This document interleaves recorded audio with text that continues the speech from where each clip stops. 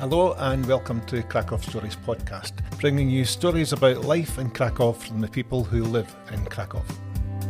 Our guest today, indeed our very first guest on Kraków Stories, is Juan Sarabia, who's going to tell us all about Kraków music and the Kraków music scene, and of course share with us his own Kraków story.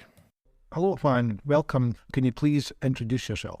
Of course, thanks David for the invitation. My name is Juan Sarabia. I'm originally from Mexico, and I've been living in Kraków for almost 20 years. I first came here in January 2004. It was just when Kraków was awarded the title of European Capital of Culture. And I remember very distinctly, still in my head, that scene of walking in and towards the main square. It was foggy, and then the fog revealing this huge sculptures of Igor Mitorai. That was very, very impressive, and it did something to me. I'm sure a lot of people that arrived now, they have the same experience, even though the physiognomy of the city has changed a lot in the last 15, 20 years. I'm pretty sure that people still walk into the main square or, walk out the tunnel into Plante, and they see something that they probably haven't seen anywhere else. Can you tell us a little bit about you, what you did before your Kraków story start? Okay. Well, my Kraków story, it was more of an accident. I met a girl. I met a Polish girl back in Mexico. Sounds familiar. So the Kraków story started back in Mexico. And she was the reason I came here, although not the reason I ended up staying. We were together for a while. She brought me here to meet her family and friends. I had already plans to live somewhere else in Europe, which I did. And that distance basically it ended the relationship. But Kraków stayed in my mind all the time, and I was living somewhere else here in Europe. And at some point I just decided, okay, no, I have to try that. I have to go back to that place and see what it is. Luckily, at the time I was looking for something else to do in terms of studies. I had finished industrial engineer back in Mexico. I had a very strong inclination to the humanities and the arts. So I was looking for something else to do. The Jagiellonian University at the time had an offer of a program in the humanities and social sciences called Euroculture. And I enrolled in that. And that was basically my first, let's say, both anchor and catapult, let's say, here in Kraków. This is about the time that I first had the pleasure of meeting you, because I remember that when you were working for the university with Euroculture, I was at that time doing the Kraków Post, and we were in touch. Our stories started there. Exactly. This program gave me a lot. First of all, it just opened a completely different door for me, a door that and a pathway that I am very happy to be in. And yes, at the end of the studies, I was able to engage with the program as well and worked as a coordinator. That was also the beginning of what I do now. Actually, the university at the time and the programs in particular had a strong need to market itself and to promote itself. So this is something that I started doing as part of my job. I started teaching myself how to do a website, how to revamp a website, how to do a bit of graphic design. I acquired a few skills, and later on, when I left the university and the program, I opened a company to basically service academic programs with marketing and communication needs. So that's my company at the moment. It's called Paracademic. So this is marketing support, technical support for academic projects. So anything initiatives. Exactly, anything connected to academia or education, we can tackle on. Anything that requires online marketing, anything that requires some sort of visual communication, copywriting. We do everything from web design and graphic design to videography, photography, social media management. Right now, also live streamings and all of the little things that the pandemic taught us how to do. So I was working for the university for about 6 or 7 years, and then I started my own the company. I'm still working with that. Later on, I got involved as well through the company. I got involved with other universities, mainly the Agricultural University, Universitat Rolnicze, and together with them, I started a few projects. One of them was a bar. It's called Klub Buda. And we took up that bar because the university has a wing or a jednostka unit that focuses on brewing and malting. So I was doing all of the website, the graphic design, and the promotion for everything that concerned the brewing and malting unit in the university. They offered PhD programs, engineering programs, masters, commercial courses, conferences, etc. We created this umbrella organization called the Kraków School of Brewing. And the Kraków School of Brewing, under Kraków School of Brewing, you will find all of these educational offers. And I'm still involved with them. So this is still ongoing? Yes. People can still sign up for this course? It's mainly a course for people who want to become brewers or home brewers who want to make the step to a profession in brewing, but also for students of food technology, biochemistry, and similar fields. It is now independent from the university, and it caters one particular program inside the university, which is a postgraduate program for brewers. It also organizes a biannual conference, and now there's going to be a new symposium called Brewing Ideas, which has been the slogan of the Kraków School of Brewing for a while. The way that we started, just coming back and rolling back, how did Klub Buda, how this bar came to be? It's because within all of these activities, it was impossible that we didn't brew our own beer. So the network that we had allowed us to collaborate with microbreweries in Kraków, mainly two of them. Browar Kazimierz was one of them, and they helped us brew a few beers, 3 or 4 beers, which became part of a brand called Browar Uniwersytecki, so the university brewery. And we did that more of a marketing stunt rather than we didn't pretend to go commercial or anything, but we did it as a marketing stunt. Where Klub Buda used to be, the place belongs to the university, so we asked them if we could actually use it as a selling point. So that started. We opened the bar, we started selling our beer and also other beers, but little by little we started getting our clients, and our clients started asking about that little stage that we have there. And they didn't ask me more than 3 times, and I started figuring out how to organize a concert and how to put up a music program. Yeah. So I reached out to a few friends who are musicians and have been involved in the music scene. When was this again? This was 2019.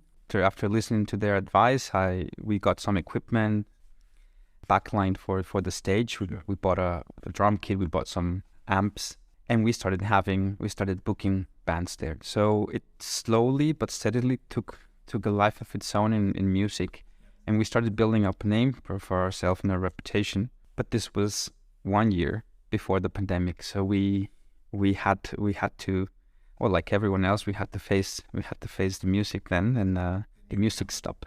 It was a short-lived but very intense, intensely lived moment. That music club really gave me a sense of potential and the possibilities, and also I just discovered a completely new field that I didn't know I could be good at and I could develop. So I plunged heads in, and I completely plunged into it. And I'm very passionate about music. I grew up listening to all kinds of music, and now suddenly in Krakow I had the chance to become involved with what's going on with live music. The progression then has been from your studies to the brewery, the School of Brewing, to finding a place to serve the beer, and people saying this would make a great venue, and this is the spark that ignited the next phase.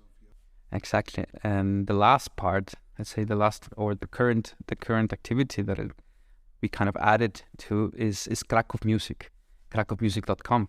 We started Kraków Music.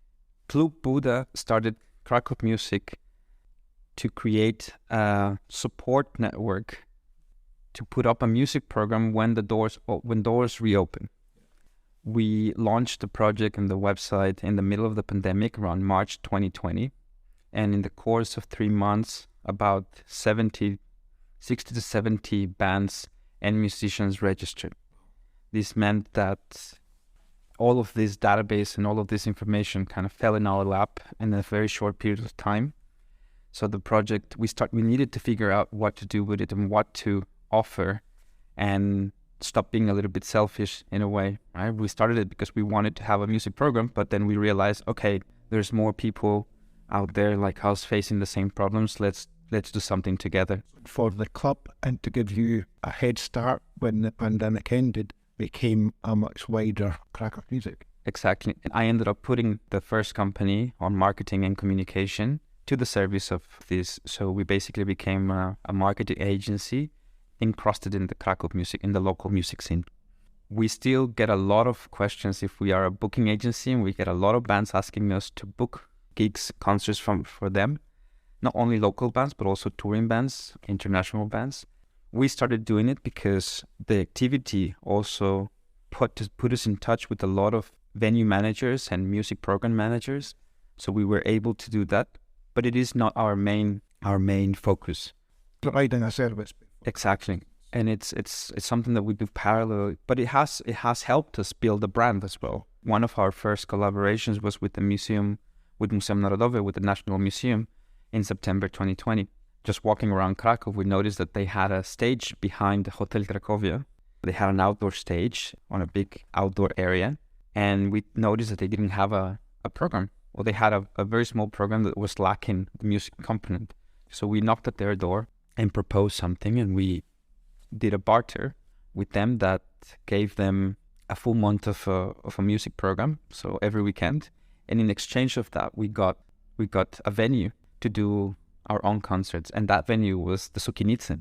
So we ended up having 2 concerts in Sukienice at the end of 2021 of a duo that Kraków Music in a way took under its wing.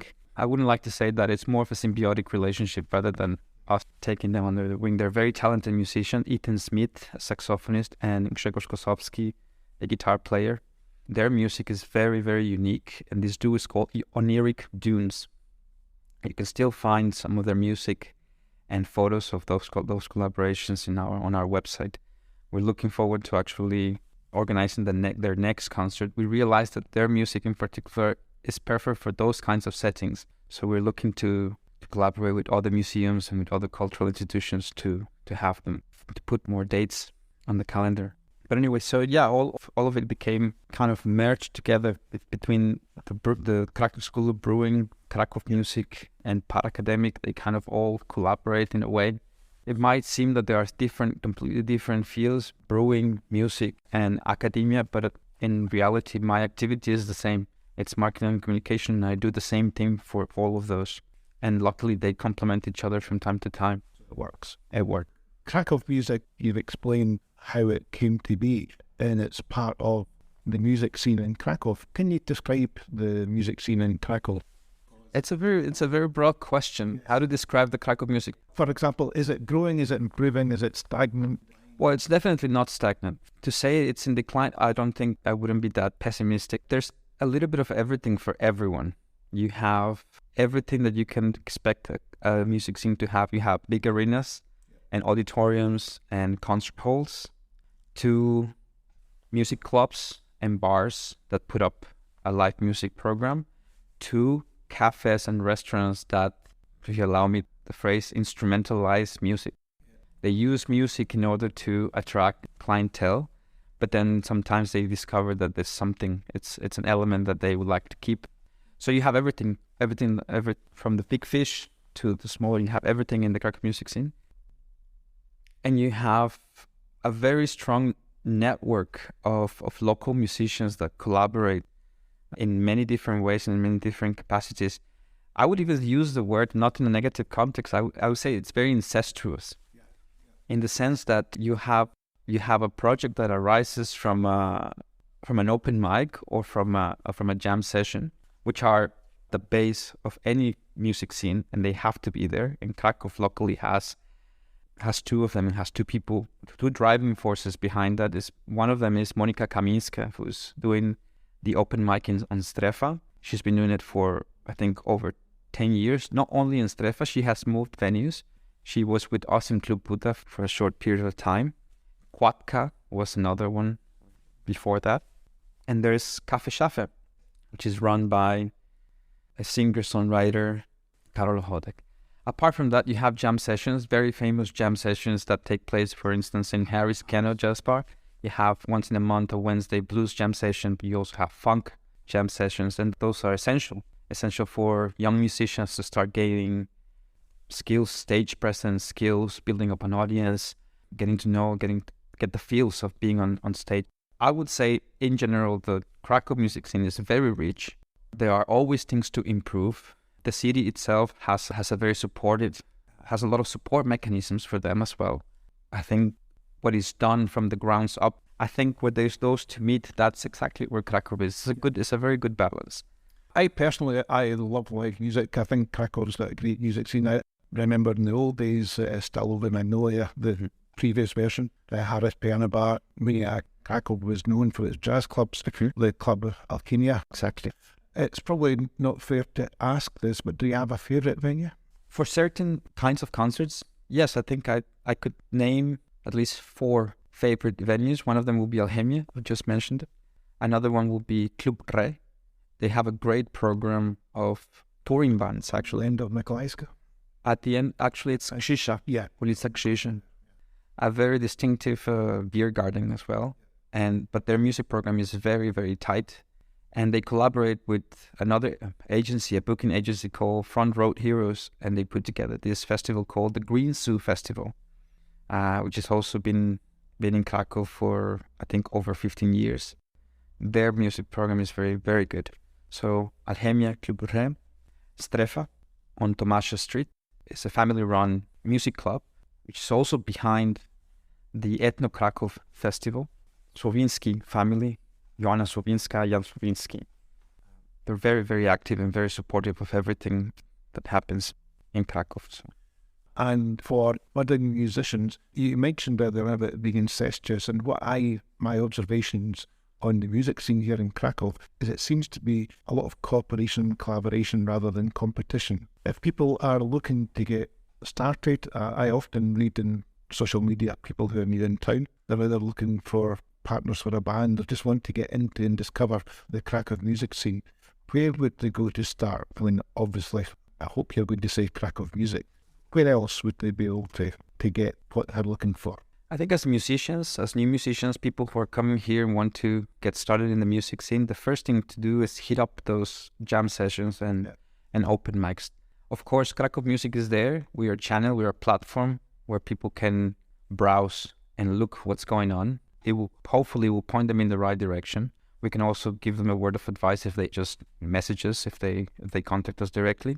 But I think, just showing up to all of these jam sessions and open mics and small concerts, you start meeting musicians and you start meeting organizers and you start meeting interesting people who are with similar interests, and you will start learning the ropes, let's say, of the music scene. It's not very difficult. And when I said that it's incestuous, I actually meant that a collaboration starts, yes, in a jam session or in an open mic, and then it turns out it becomes a small project of perhaps a cover band that in a few months or in a year's time, they start doing their own original songs. But the bass player is also playing with another band. And then down the road, after a few months, they ended up forming another project. Then in that way, they kind of intertwined. So I can give you an example. We had a concert about 2 weeks ago, a farewell concert of a Costa Rican guitarist, Jose Gonzalez. He mainly played in 2 cover bands, the Jam Machine and the Rocky Fellas.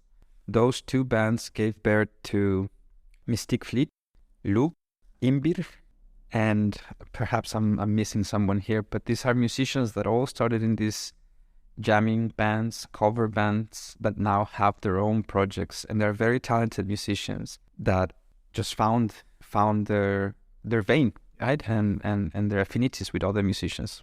What bands should people look out for? Who's up and coming? Who would you recommend? Up and coming should definitely catch the next gig. I think I can give you or establish. I think up and coming jazz band. I will mention Neon Faces.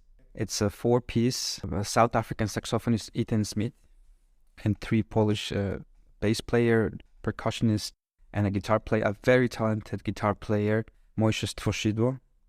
He also plays in another band, so if we stay in the jazz or experimental jazz, Ninja Episcopat, that will be another one. If we move to a bit of rock, up and coming, I think pop rock, one of the latest bands that is making it out there is Cheap Tobacco, led by Natalia Kwiatkowska. a very, very charming girl, lots of personality. They just ended a tour to promote their latest album. I think up-and-coming, very talented musician, Mystic Fleet is definitely a band to follow. They are a jamming band at heart, but they've also putting out their singles now and their own music. The Black Tie Trio, a very good classic blues trio, led by Polish-Brazilian guitarist Luis de Oliveira, also with Ethan Smith, but not in the saxophone, but in bass, and Wojtek Świtalski, a very talented drummer who also plays and collaborates with a number of projects at different levels. Yeah, I think the world music, Ablaye Badji, Senegalese kora player based in Kraków, Wasim Ibrahim, Syrian composer, and he has two bands, Nasme, and another duo with Tomas Sanchez, Mexican percussionist. So yeah, Kraków has its good share of world music bands and musicians. There's a lot of. We was March, so women in music. There's a new band, rock, progressive rock, UMA, UMMA, that is also making a lot of noise. Can you tell me, for Kraków Music, how can the community help, or do you have an appeal or something that you would like to share with the listeners, a call to action, if you will? I think the only appeal would be if you're really into music, look elsewhere. Don't just look to the main program of music that it's out there, which the offer that the arenas and the big concert halls give you, but look a bit closer. Go to channels like Kraków Music, but also many other groups and many other websites that are out there, and look for those bands that are starting. There's a lot of talent. That's a lot of talent. And if you live here in Kraków and you are passionate about music, you might not even know that 3 blocks away from your flat, there's a very talented jazz band playing this weekend. Just look closer, look a bit harder. And that's what Kraków Music is there for as well. So hopefully that will be a compass as well for some. Great. Juan, I'd like to say that I think it's incredible what you've done to support and bring together Kraków Music. There's obviously been a need for it when you've created it out of the pandemic for your own venue at the time, and then you saw the reaction and how it's grown and how I'm sure it's going to continue to grow. Thank you for sharing the story of Kraków Music. If I may, can I go back and ask you a little bit, probably go through some questions about your Kraków story, about Kraków and first impressions, because what I find is the reason that we're sharing these podcasts is to help share information and make life easier and better for people who live here. Not just the people who are newly arrived, but people who have been here for some time. A few questions about your first impressions of Kraków. When you first arrived here, what was your biggest surprise, your biggest pleasant surprise about Kraków? I didn't need Polish at all. I remember 20 years ago, I could, especially with young people my age, I was able to communicate even in Spanish. I was approached and I started speaking in English, and I got an answer back in Spanish because they assumed that I'm from Latin America or that I spend. So that was one of my biggest surprise. And by now, many of us know that Polish people are very good with languages, mainly because their language is pretty hard. So they got the chops to learn new languages pretty fast. That was one of my biggest surprises. I remember walking down Planta and meeting people and having a conversation in Spanish or in French. I mean, there's a lot of internationals who've been here for a very long time and they still don't speak Polish. And to be honest, they don't need it. It's become so international. It's a small town, but at the same time it has that cosmopolitan. It's a bit strange. The counter to that, what was your biggest disappointment? I hate to be negative, but there's things that might be important for people to know when they're coming here. A disappointment. Oh, wow. My biggest disappointment in general, or my biggest disappointment at that time? I'll give you an example. My list of what I love about Kraków is extremely long. But when people ask me what I don't like about Kraków, there's a short list that's about 3 things. It's the smog, it's the graffiti, it's the driving and the traffic. Oh yeah, I think I will agree with you with the traffic and driving as well. I don't know if this is just a factoid or I think someone told me that Kraków is one of the cities with the highest number of road accidents. I know Poland, it features highly in the European League table, if you like, but I wouldn't be surprised. It certainly is one of the things that irritates me Okay, one thing that nobody told you about Krakow before you came here that you wish you knew. Well, I had an insider's view because I met this girl from Krakow, but I mean, I got here 20 years ago, and I've never been the kind of person that looks back and with nostalgia. Yes, I miss my country, I miss my friends and family, but I've never had that. So weather for me is not a problem. It's never been an issue, and it's one of the first things that Polish people ask me: What are you doing here? You're from Mexico. Why did you move to Poland where we have these long winters? Well, actually, I love long winters, and I love the fact that you can see the change in the seasons. We've come from different ends here. You're from Mexico. I'm Scottish, as people probably guess with that accent. In Scotland, we don't have seasons. We have 4 different shades of grey. Here in Krakow, one of the things that I love is you have defined seasons. Maybe, perhaps one thing, just to come back and answer your question, the lack of sun. It's not that it's a problem for me, and I don't know if it will have an impact in my decision to move here or not. I don't think so. But then I saw it, and it was something that was very new for me. Having the sun rising very early in the morning, and then suddenly at 2:30 or 3 o'clock in the afternoon, in the early afternoon, it's already dark. The short days.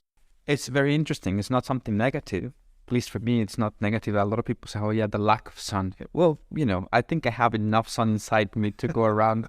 My mother, every time she comes and visit, and it's winter or it's close to winter, she's still very amazed. But then on the other hand, you have summer days, right, where it's 8:30 at night or 9 even. It's bright and it's great. Talking about the city, do you have a favourite place which you're going to go to place? I have a few favorite places, and more than favorite, these are places that just have become part of my circuit, and I kind of built my own microcosmos, around them. One of them be a small cafe bar in the city center, right smack in the old town on Stolarska Street. It's Pierwszy Lokal na Stolarskiej. It's my favourite name for a bar. I know. Because the name for it is the direction. It's the direction says Pierwszy Lokal. The first bar on the left in Stolarska, around the corner. Exactly. I always try to say it in Polish, and I always fail. It has a different name. My wife and other of my old Krakowian friends call it, I just call my wife old. My longer term Polish friends call it after a priest. Yeah, that's our place to go for a nightcap on the way home. But I think the owner actually used to be in the Dominicans, and he stepped out of the seminar to open a bar. Well, I think that was not the order. I think he fell in love there, and then something happened. Yeah, it's a great place. So, and one of the things that I really like about that place, and I think this applies to many other places, is that it has built its identity. The identity of the place is the identity of the people that go there. It's it's not an imposing place. It's not like you walk into a Starbucks and then it's all Starbucks. It's world Starbucks around you. No. Here in a place like that, and this is something very particular of Krakow cafes, the culture, the coffee culture, the cafe cultures in Krakow. You step in and the people that are there are the ones that bring the atmosphere. And that's particularly true for this place on Stolarska. You have a certain vibe and atmosphere in the morning. It's very relaxed. People coming and having a shot of caffeine before going to work. Then in the mid-morning, you have some business meetings and people sitting down, talking work, planning, or just procrastinating. What better place to do that than Krakow? And then it starts changing. As it gets later, the vibe changes, the lights come down, it becomes more of a bar. It stops being just a cafe and it becomes more of a bar. So that's very, very unique. And I really like that. So as the people, I remember an interview a long time ago about what part of Krakow, and I remember to this day what you said. It's the people that make Krakow and the people that make a community, and it's the same for these Krakow bars and cafes. It's locals. It's a kind of play on English, but it's the characters that give the place the character. For sure. There's a guy, I remember when I go to Pierwszy Lokal, there's a guy comes up on his bike and he's got his lycra in, and he sits in the corner and talks to the guys, and this is obviously his routine. Don't think I've been in there when this has not happened. Mm-hmm. What other places are maybe outdoor place or an outdoor place? Well, I love Las Wolski. So the Wolski Forest. It's one of the, especially now it's season time right now to start going out for walks. But even during the winter, when I used to work at the university, the Institute of European Studies used to be on Przekorzałe Castle. Great location. So it was very easy to just go and take a walk around the facilities, around the buildings. It's beautiful. So Las Wolski will be an outdoor place together with Sakrzówek, I guess. when they can get official act. Official, yes. I actually don't know exactly what's going on there. I know they were doing there's a project. Yes, they're renovating, they're putting in pools, they're putting in a visitor centre. There's been some problems. The pool is in the wrong debt and it is officially closed, but of course that doesn't stop people going there. Well, now the area close to in Nova Huta, actually around the Museum of Aviation, very close to town, where Town Arena is as well, but that area is also very nice to go have a walk and have just greenery. It's very changed.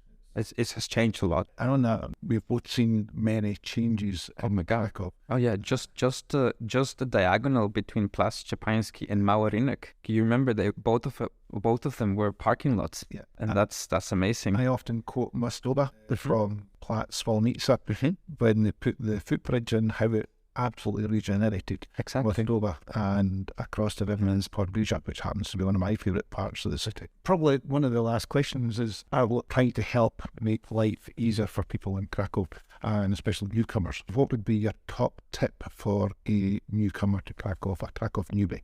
Choose a place and stick to it. Even if you go around and meet other people, go to different places, but choose a place that you, especially at the beginning, choose a place that you will frequent, you go there frequently. Why? As simple as you'll meet the same people and they will meet you. They will ask you questions. This is how my Polish got better. I used to go to Pierwszy Lokal and I used to sit down in a small corner, and people will come to me, and I was just starting to learn Polish, and people will they saw me sitting there almost every second day. So the regulars will start coming and asking me the same question. Who are you and where are you from? So I got a chance to practice my Polish and repeat it not twice, not thrice, but 10 times, because there were a few people asking me. After a couple of weeks, the same people will ask, well, okay, what brought you here? By that time, in 2 weeks, I had already acquired in Polish class, a little bit more of the vocabulary. To your story, exactly. Your Polish. So that got me, that helped me train my own Polish, and it's kind of like plug and play or just press play, right? And I repeat it, and of course they help you because they're happy to listen to you speak Polish, and they help you. They help you how to, okay, no, you don't say it like this, you say it like this. Use these words. What does that mean? And you get to you have that kind of interaction, and that's really, really valuable. So frequent the place, discover the city, go around, but choose a place where you, even if maybe it's, the cafe in the corner where you live, frequent it.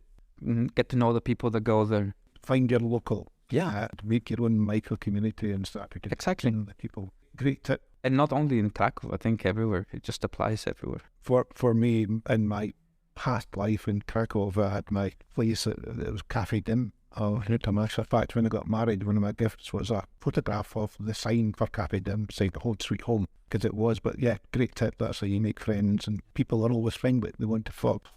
Thank you very much indeed for being the first guest for this new podcast series. I really appreciate you taking the time. I wish you the very best with Kraków Music. May it continue to grow. Support the live music scene here in Kraków, musicians, and to keep our community entertained. Well, who doesn't love some great live music? So thank you for what you're doing. Thank you for coming along today. Juan, do you have a final message for our listeners? Just enjoy the city. It's perfect time. Spring is almost here. Exactly. Can't wait. It started already. We have a glorious day outside today. Fine. Thank you. Likewise, thank you for the invitation, David, and we'll be seeing each other very soon. This has been Kraków Stories with Juan Sarabia, talking about Kraków music, the Kraków music scene, and sharing his Kraków story. Thank you for listening.